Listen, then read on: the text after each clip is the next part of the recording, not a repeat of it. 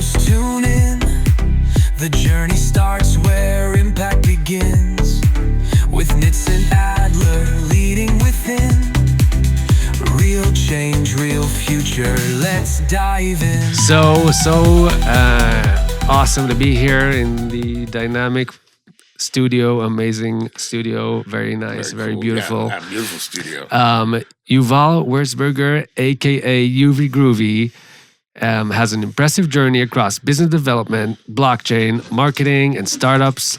Originally from the US, Yuval has worked with various roles, from tech, sales, business development, to founding and scaling a blockchain real estate startup. He started he didn't really start there, but he worked also at 200 Apps as a business development manager. And he founded SolidBlock, which I mentioned, a blockchain startup that was aimed to tokenize real estate projects and successfully raised millions of dollars. After he left SolidBlock, he worked, or still works, with Hillel Fuld, one of Israel's most well-known startup marketers. And he's also running his own marketing agency today. And today we're actually working together in a startup called Stringbean. Me as a product manager, you as the CMO, which I think we're both very enjoying. We'll talk about that soon. Beyond this, Yuval he has an interesting relationship with the Jewish religion, which we'll talk about soon. Oh no! Interesting relationship. I don't know with if Jewish religion. I didn't know if you read the. I have an interesting relationship with Islam also. It's very really? interesting. Okay, we'll get into that too. Oh yeah. And he's a father of 5. So you're still ahead. Time, You're still ahead of me there. So let's dive in. Impact first, where the stories roar. Innovators knocking on the future's door. Real moves, real change. Let the world explore. This is your moment. Let's give it more. How about you tell me? I'm sure I'll learn new things from this conversation. So you grew up in the US. Where did you grow up? You didn't grow up religious, right? I grew up interesting mix of religious and not religious. My father comes from a religious family. My mother comes from a not religious family. I guess she grew up on a kibbutz, which is super interesting. And so I grew up like Israeli, modern, Orthodox, religious in New York. And I think that, I had an interesting relationship with religion, which is why I said very interesting. And I think that we had a real nice American Jewish, upbringing, but it also doesn't mean that every time, all the religious boxes were checked all the time. Yeah. But the Zionist boxes were always checked, very, very strong. Families here all over the place, even here in Israel? Kfar Saba. I got some friends, family in Kfar Saba and friends. Mm-hmm. And basically the good, it brought me to Israel, in 2007, after a run in IT and systems in New York. I ran an IT company in New York and then moved to Israel and started working with web development and mobile development. And that's how I got in with... So you were brought up in New York originally? I grew up in New York. Yeah. I went to high school in Manhattan, in the city, Nice. Yeah. And then, so at what stage, because I remember I met you back at Siftec and you were super religious with the payas and everything. So where did that happen? When did that happen? When did that happen? It was a journey, just like everybody goes, on their journey. And I think in my early 20s, I kind of connected with certain spiritual elements, and I want to be religious, and also I find the religion and that framework is pretty cool. It's got some good stuff in it, and that's why I jumped into it like a little bit, deeper, and then over time I kind of found my way into different keeper styles. Like you kind of like go through the groovy journey, and then you kind of like a little darker, a little lighter, a little browner, and then so and then I ended up with a baseball hat, I got all kinds. I got a few head coverings these days, and Do you wear a kippah today? I have one in my pocket. I also have one. I'm just saying, we all have one these days. You got to make sure that you're, if they need you for a minion, you're on call. You know what I'm saying? You just got to make sure. If they need you, if they need you for a minion, it's just that's the way it is. So, nice. Yeah. So you grew up in the U.S. You made Aliyah to Israel. Like we mentioned, you had this journey through Judaism. Actually, I wanted to ask, Itzik, my former guest, said that he feels that through his journey in Judaism, which he's very passionate about today, and he learns the Tanya, and he learns like all these different, Jewish resources. He feels that it helped him.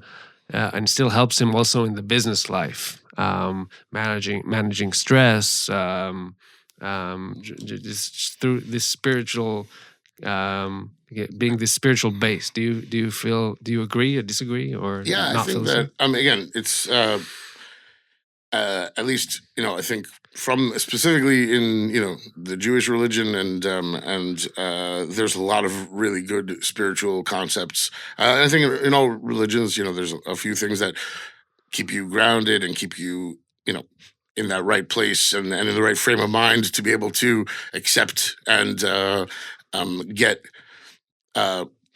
accept good and be able to give good. You know what I'm saying? And be able to appreciate things.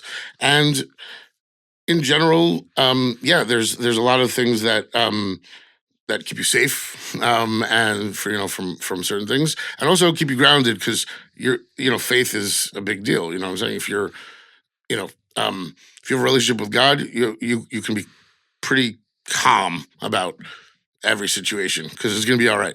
You know what I'm saying? There's always it's not the end of the world now. I think those are concepts that are universal anyway, with or without God. But knowing that there's somebody else who's in charge and everything is copacetic, as it were. So I always I do love God even today, and just like you have a relationship, with the universe, with your parents, with and you discover certain things with your relationship with the world, and I love that because every day you're learning new things and you're opening your eyes, and again, the world can also change in a second. You know what I'm saying? October 7th style, Holocaust style, and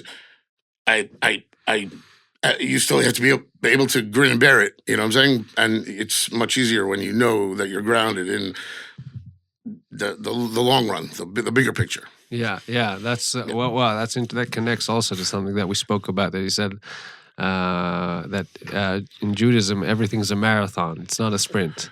You're running for the long term. Right. Actually, I think that also relates to startups and all that stuff as well. Exactly. That's the context that we spoke about. Yeah, 100%. So exactly. So it's really a marathon, and also like if you're doing a startup now, and if you're doing something that's pretty cool, and you're building something, just know that there's a good chance it's going to fail, but it's going to lead you somewhere else, or it's going to take you on another journey, and you're going to be in a whole new place and in a whole new experience. And you're going to, if you're grounded and if you have the positive attitude, if you got that, marathon state of mind, you're going to be good. You know what I'm saying? Just keep going. Don't worry about it. Yeah, I totally agree. I'm trying to think of the first time I met you. I think it was at Siftek, and you were at 200 apps. So how did you get to 200 apps? Like, how did that connection happen? Do you remember? That's a great question. So I guess it was around that time. I don't remember the nitty gritty, but I had spent a lot of time at JVP specifically, and I was in the tech scene and kind of, events here and there and trying to figure out, what's cool, what's not cool, and I was doing some consulting and whatever, and I basically landed in SIFTech, I guess, and it was the coolest place, in Yerushalayim for sure, and literally just the coolest place in Yerushalayim. JVP was so cool, and there's a couple of other spots that are really cool and that have developed since then. But like when I got to JVP, it was empty. You know what I'm saying? It had just been, they just started leasing out rooms, and that was the first. And I had an office, where Nachman is at the end. I forgot the name of the company already.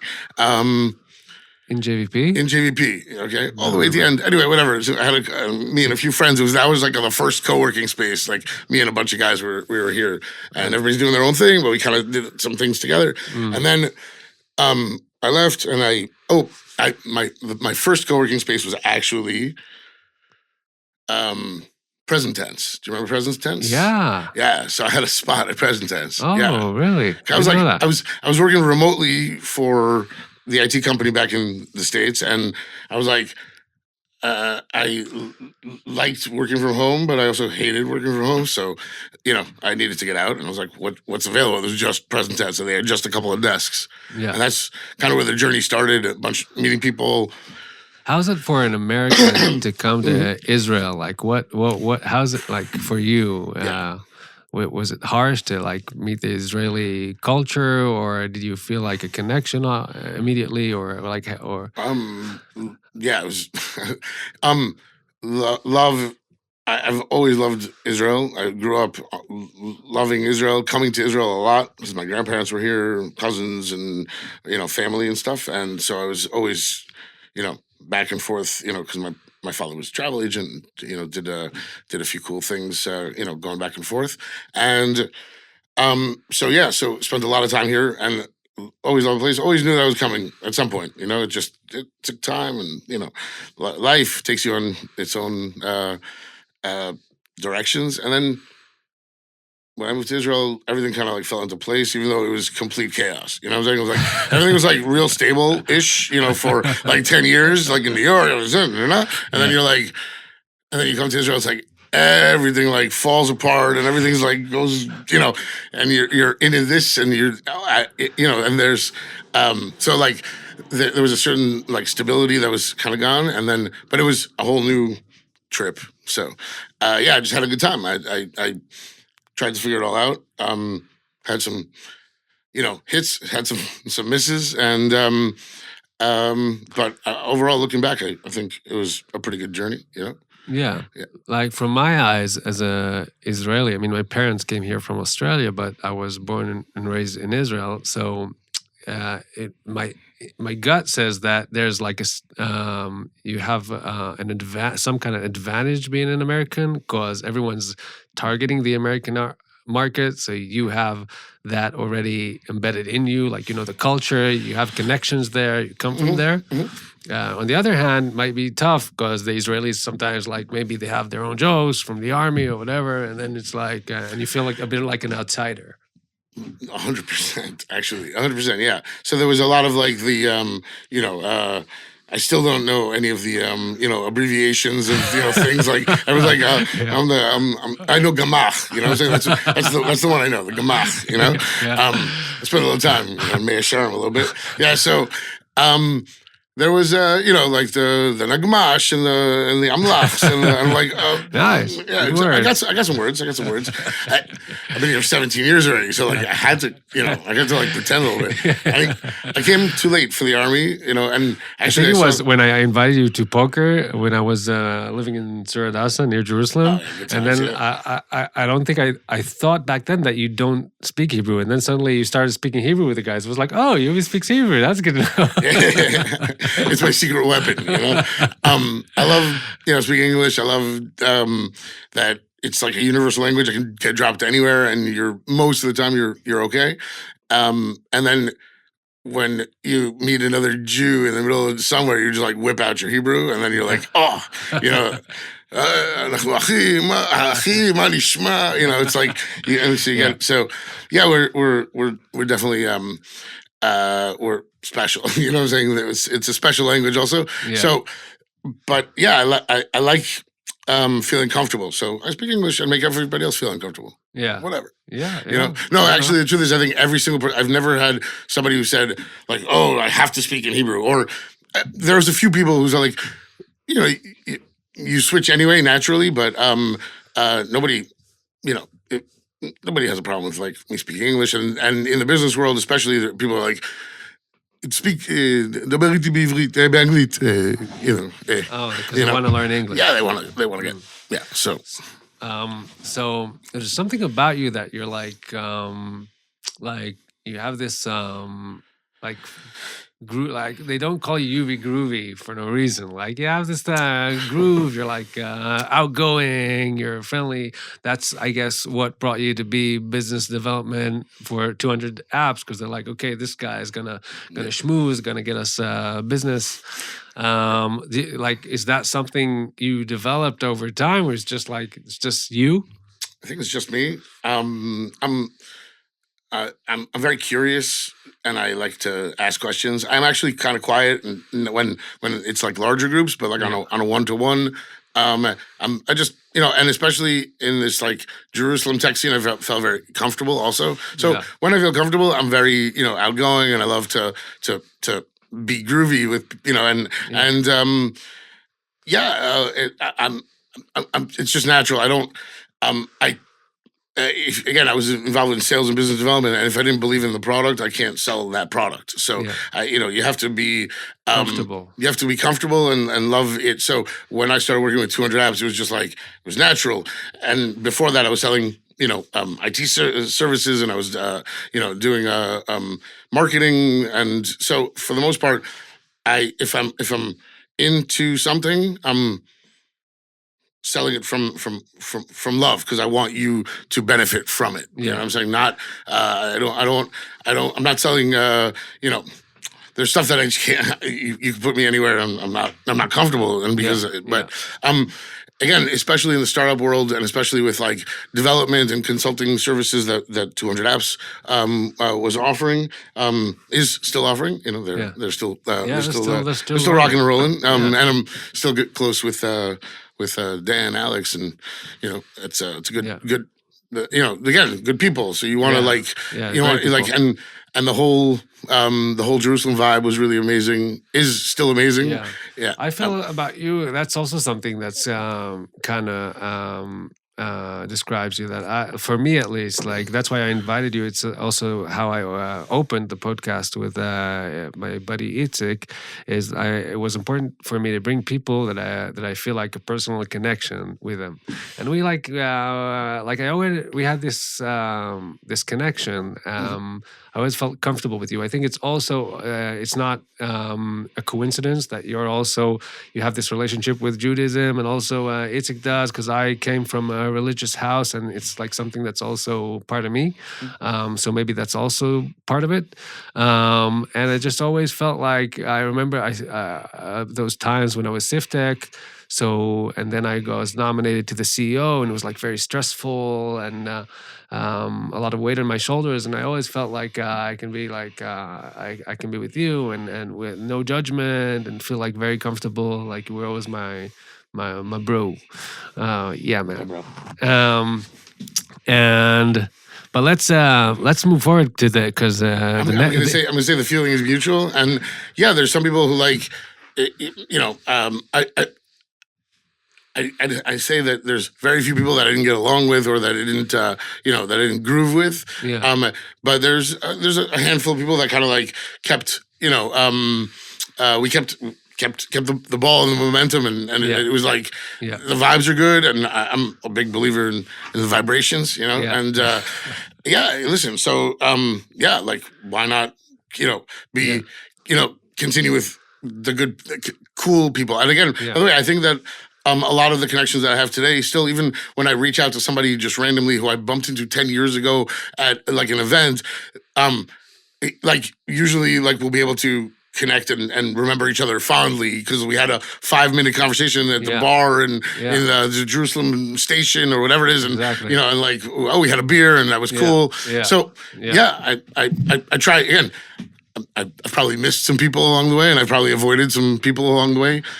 And but there's certain characters, that just keep on coming on, and Even when you don't necessarily like keep in touch continuously, like it might be half a year or a year that you didn't even speak to the guy, and then you like just send a text, and it still feels like close. But let's get because the real one of the real interesting chapters in your career is SolidBlock. So at SIFTech, you started. You had I remember a few ideas. You're always like you're a creative guy. You always have these ideas. Like now you had just before you walked in the studio, so we were like, oh, let's do a studio on wheels, which is a good idea. We'll talk about that later. That idea has been sitting on my mind for a while. So oh yeah, I have some ideas, execution. All right, we'll talk to dynamic guys. Soon. So but so then blockchain, like really, that was the years. I think the hype was really at the beginning, and everyone got excited about Bitcoin and blockchain. And you came up with this idea, and it just took off. I remember like there was a stage there were like a number of employees, and so how about you? Like, give me like a real brief in your words, like what happened there? Because I saw everything from the side. I was like, whoa, Yuvi's rocking it. What's happening? It was a good run, and it was a good idea, and it was a good. There was a lot of good execution, and that's basically sitting around kind of in the tech scene and doing a few things, and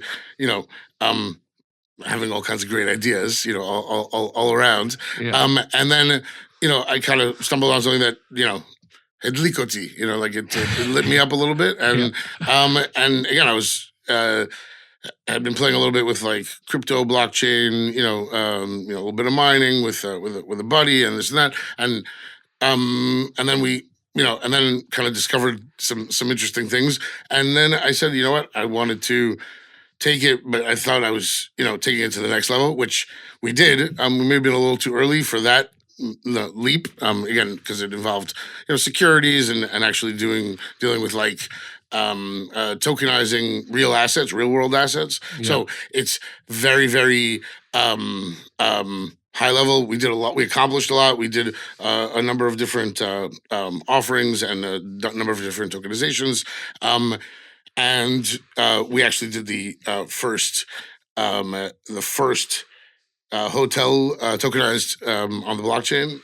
It was a St. Regis in Aspen, Colorado, which was like a big deal. And, I remember it's like an amazing hotel, beautiful hotel. Beautiful hotel, yeah, absolutely. So it was really cool. So you tokenized the hotel so people can buy shares and own the hotel, essentially? Exactly. When you're holding a token, you're owning a share in the hotel, and you're also entitled to rights based on that. So like dividends and distributions and in theory, there was, in some cases you would get like voting rights, et cetera. So there's all kinds of different use cases, and we did it in a regulated offering. So it was actually like a legit offering that was tokenized. The problem is that there wasn't enough. There weren't enough assets out there, so like trading was an issue. Like the secondary market didn't really exist yet. There definitely wasn't a primary market. The secondary market was just like at the beginning. Yeah. But it did trade. It actually did trade, and it was fun watching it. Go from like $1 to $1.28 to $1.32, and like it's down to like $1.10. You're like, okay, but it's a hotel. It's a real estate. So it's not. It doesn't have like the tomorrow's gonna be worth like 500, X. So I guess I thought there was something beeping. I heard a ding ding. Was that my? No, I think it was okay. So, what happened there? Because you were the founder, and then there like a team gathered, or like you brought a team in. We got investors. You got investors. We got investors, and then I partnered with my co-founder, I guess. Although I'd started the company about a year prior, she came on board, and we did. We worked together for a few years, and then like towards the end, she wanted to go her way, and I wanted to go my way, and so I exited. And she's actually continuing and doing good things. Sorry about that. Okay. Anyway, so I moved on, and I'm still involved in tokenization in the blockchain world, but and you have shares like. And I still have an ownership stake in the. But she's running. She's I'm running out the of company. operations. I'm out. And it's still the company's still up and running. The company rebranded and merged with another company. So it's not called SolidBlock today. It is not called SolidBlock today. Oh, so how's it called? It's called something else. You know what I'm saying? I want to say only good things. You know, this is a family show. Yeah. So, no, you can. Let's make it interesting. Let's make it interesting. So, firstly, just whatever like, since I'm trying to like impart good things on people and groovy. Good information and be groovy. So there's sometimes relationships and partnerships don't always like end up exactly how you envision them. So whatever you do, make sure that you maintain the vision and also understand like everybody's roles and how to really be how to be a good partner and how to really have bring out the best in each other. You know what I'm saying? Again, from co-founders, etc. So it's very important, and I think that's it's very common of co-founders like fighting and breaking up, and it happens a lot. We were trying to avoid that for a long time, but again, like I said, we did do a lot of amazing things together. We did we brought some really great projects. We brought some really great investors. Throughout the time, I made like a ton of really amazing connections in all over the world, in America, in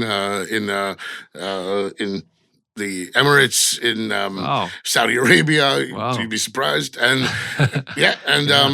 and really, in Egypt. I'm saying if we're gonna like talk about local, and people who are really cool.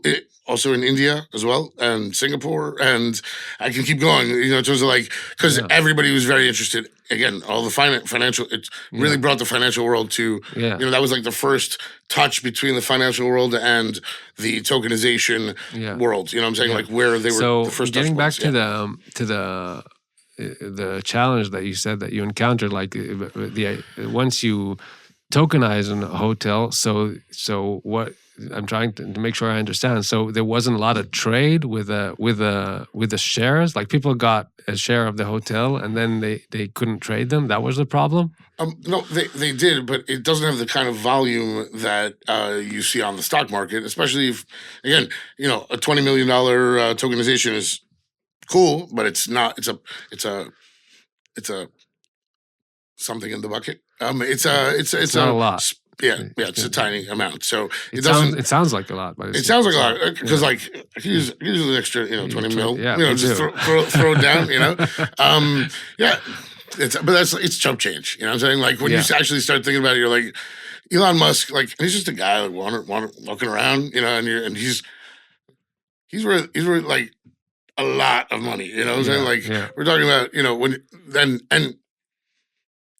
and it's just it's a spit in the bucket, piss in the bucket. It's there's a word. Bupkis. You have that word. Bupkis. I'm gonna go with bupkis. That's a good one. Bupkis. It's $20 million of bupkis. Anyway, but again, it was the industry did not move as quickly as we did. You know what I'm saying? We were like, building and doing and Yeah, Interesting. and so that was fine. Again, we also did raise some nice capital. You know what I'm saying? Again, for a seed round, I think it was $4 million or Wow. so. Yeah, it's yeah, we did go. We have really good investors. I'm still in touch with most of the investors, and yeah, we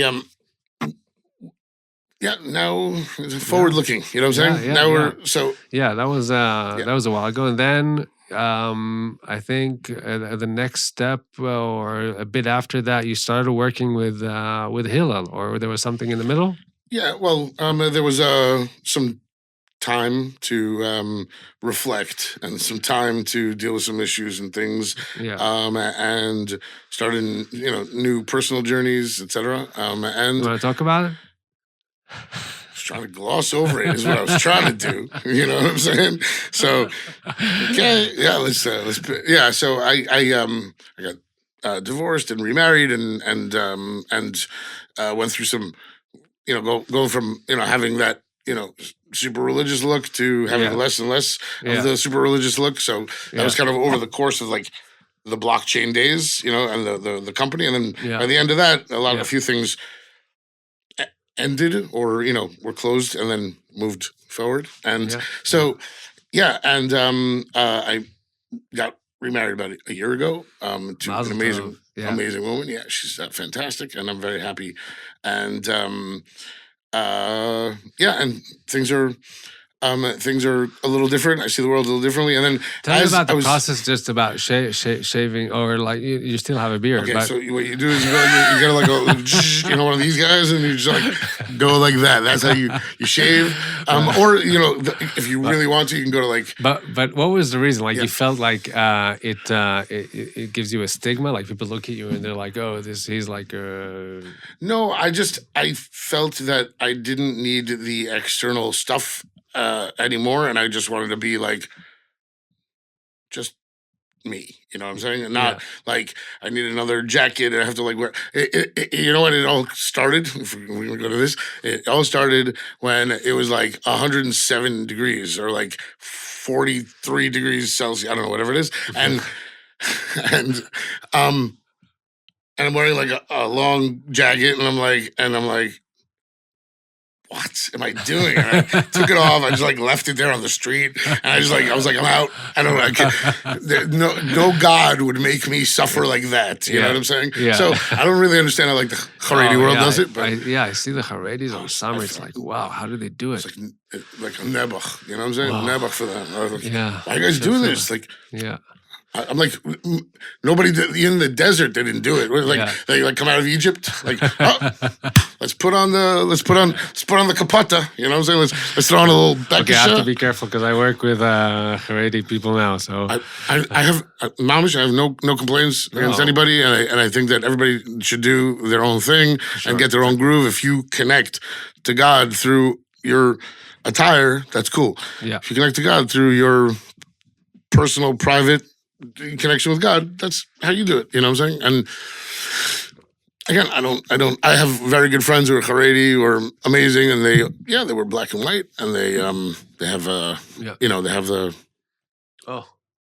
Okay. Oh, so we have to. So we'll just mention that you've been working with Hillel, one of the biggest marketers in Israel. Amazing, but we'll have to go to Stringbean, because if we don't talk about Stringbean, wait. But I want to gloss over. I just want to say that like the reason why I started and I started working with Hillel during this transition period after blockchain, and I was trying to figure out what I'm doing, and I liked AI, and I liked video, and I liked content creation, and I wanted to take AI and automation and content creation and put it all together.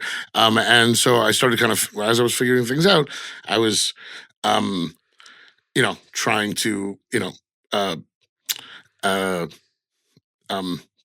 take some personal time and learn new things. And I reached out to Hillel saying, hey, I'd like to help you with content and social media production.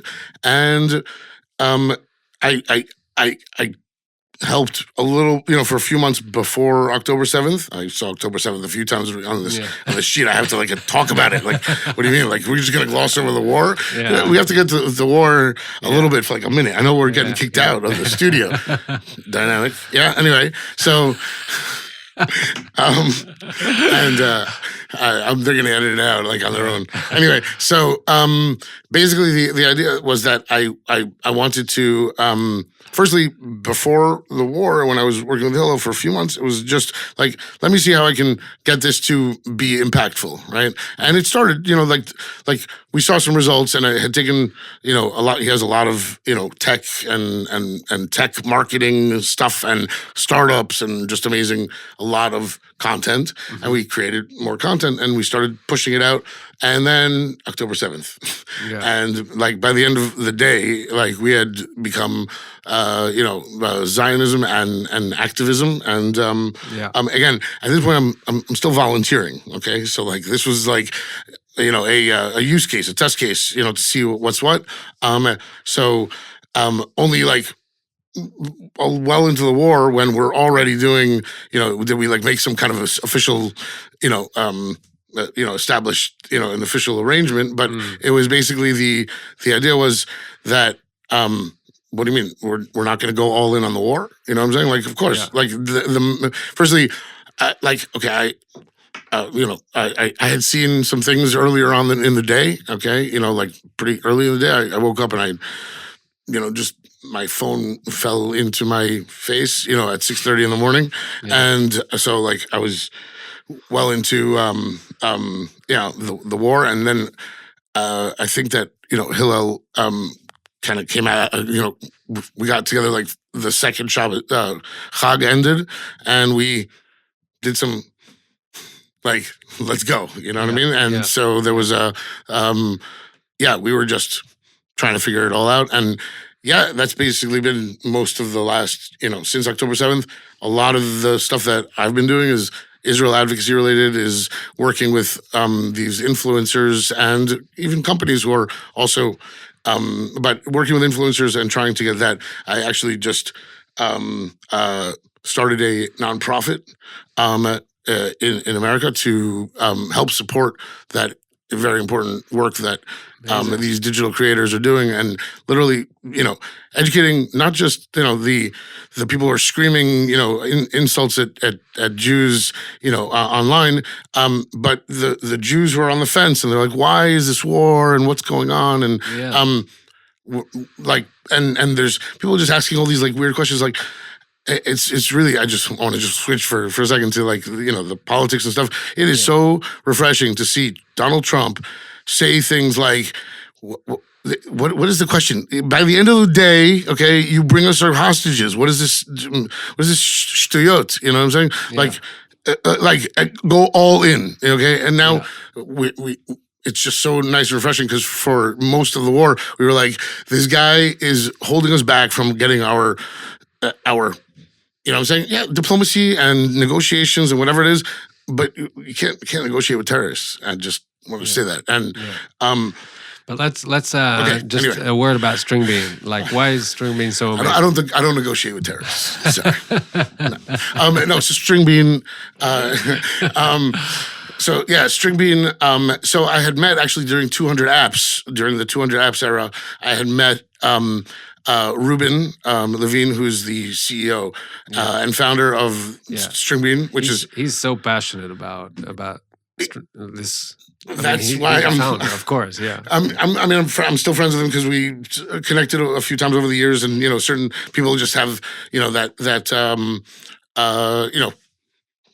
things just keep popping together, and so Ruben and I kind of started speaking a few months ago about. Because he had been working on this for a long time, so I'd kind of seen him over the course of the last few years at events and connected over the phone a few times, and in person when I was in New York, and what really resonates with me is firstly Ruben's passion for facilities management. And what does that mean? Facilities management is, buildings and properties and all kinds of real estate. They have people who need to manage them, and there are things that happen behind the scenes on the basement level of these big buildings and multiple buildings and commercial spaces, etc. And we don't see it, but like it's kind of like this this little industry that we don't talk about. It's like high tech, and we're talking about AI and this and that. And all of a sudden, he's like, I really, really want to fix generator inspections. Amazing. Okay. Okay, what do you mean like inspections? Like, yeah, you like somebody has to check all the, the stuff on in the building to make sure that the elevators are working properly, that the heating and the cooling. It doesn't just work on itself. It does not work on by itself. Exactly. So there's got to be somebody and in most places there's regulation around what you need to have in terms of inspected like 3 times a year, 5 times a year, and there's like rules and codes and there's commissions that check up on these things and do audits. And that's why I just thought that it's like this space that doesn't speak to anybody, but it speaks to Ruben in a big way. Now, okay, it speaks to me now. I'll be honest. I'm drinking the Kool-Aid, as they say. You know what I'm saying? But yeah, he's got a vision. He's got a vision for how buildings should function, and I guess it's maybe I would call it a smart city. You killed me with the Kool-Aid. With the Kool-Aid. Yeah. So I'm very he's passionate and it rubs off. And I was super impressed of how he onboarded clients with his amazing passion and sales capabilities, and he found design partners that have this mutual passion. And he's reaching, I don't know if it's okay to talk numbers, but he has significant income as a startup. Very, very impressive. Yeah, absolutely. Definitely wouldn't get into the numbers, but I would say that there's definitely a growing understanding that a lot of these places are functioning on still on paper and pen. And that's how stuff gets done. When you go into the elevator, that was the first thing he spoke to me about, 5 years, 7 years ago, whenever it was, the beginning of the process. And he says, you go into an elevator and there's still a little piece of paper, a slip of paper that says inspected on 122. You're like, who deals with this paper? You know what I'm saying? Is there a magic fairy that brings this paper to the office? So I said, and now, people are doing it on the phone, on the tablet, and walking through the building becomes easy. You know what I'm saying? It just becomes this. So all of a sudden you're it's such a obvious thing. Why aren't we doing these things that are necessary, by we have QR codes, we have NFC chips, we have, all these things. That's how buildings should be. So, go figure. I'm into building inspections now. I check. I go into a building. I'm like, do they have this? Is this safe here? So I want to just say, So we did our Stringbean bit. Okay. No, but. Okay, I'm just gonna wrap up then to just say that it is serious. Okay, it's not cool to let your building deteriorate. Okay, because nobody's making sure stuff is taken care of. Yeah, and I'm very passionate about that now. Okay, that's all I'm saying. Glad to hear that.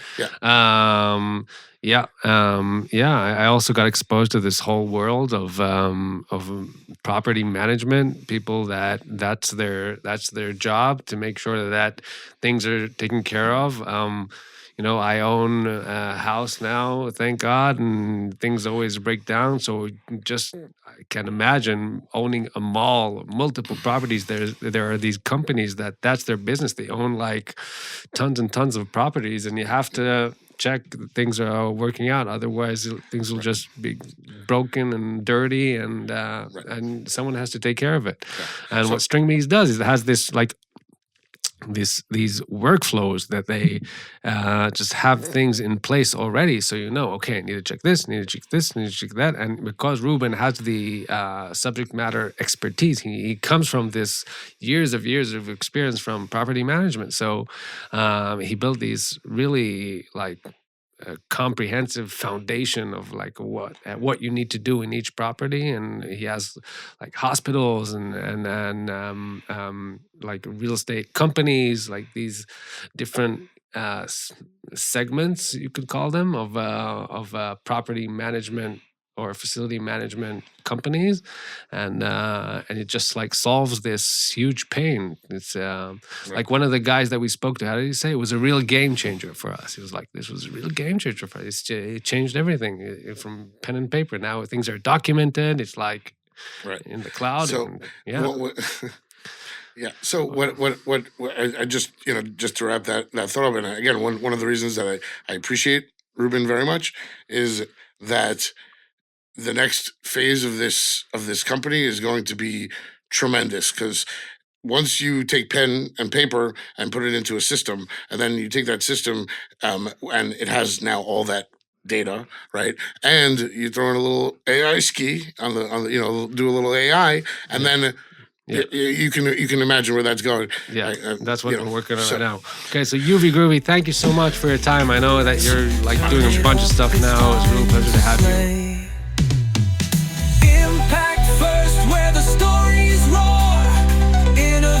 Knocking on the future's door. Real moves, real change, let the world explore. This is your moment, let's give it more.